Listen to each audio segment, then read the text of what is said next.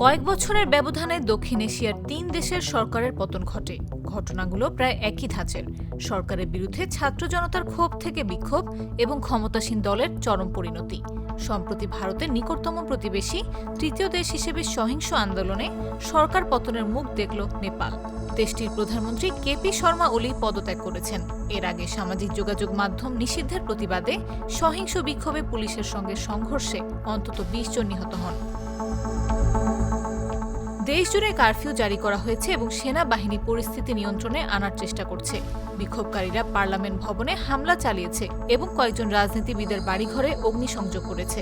অনেকের কাছে কাঠমান্ডুর দৃশ্যগুলো গত বছরের বাংলাদেশ ও ২০২২ সালের শ্রীলঙ্কার অস্থিরতার কথা মনে করিয়ে দিচ্ছে।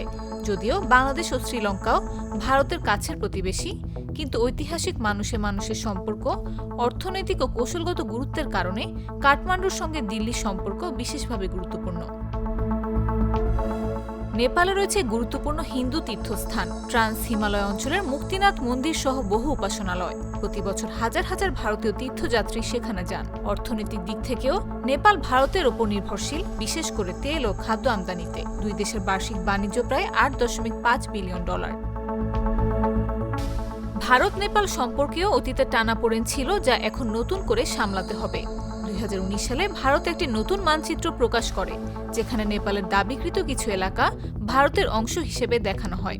এতে নেপাল তীব্র প্রতিবাদ জানায় এবং পরে নিজেদের মানচিত্র প্রকাশ করে ওই অঞ্চল অন্তর্ভুক্ত করে। বিশেষজ্ঞদের মতে ভারতকে নতুন প্রশাসনের সঙ্গে যোগাযোগ বাড়াতে হবে এবং ক্ষুব্ধ তরুণ প্রজন্মকেও সম্পৃক্ত করতে হবে। অধ্যাপক থাপলিয়াল বলেন, নেপালের তরুণদের জন্য সুযোগ সুবিধা সীমিত। ভারতকে বৃত্তি, ফেলোশিপ ও কর্মসংস্থানের সুযোগ বাড়ানোর কথা গুরুত্ব সহকারে ভাবতে হবে। দক্ষিণ এশীয় আঞ্চলিক সহযোগিতা সংস্থা কার্যত নিষ্ক্রিয় থাকায় প্রতিবেশী দেশগুলোর রাজনৈতিক অস্থিরতা ভারতের জন্য বড় চ্যালেঞ্জ হয়ে দাঁড়াবে বলেও মনে করেন বিশেষজ্ঞরা।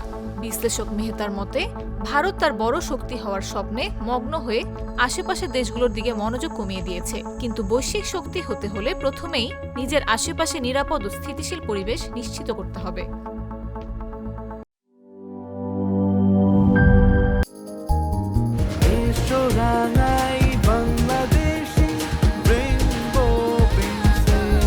রেইনবো পেইন্টস, ছড়াও জীবনের রং।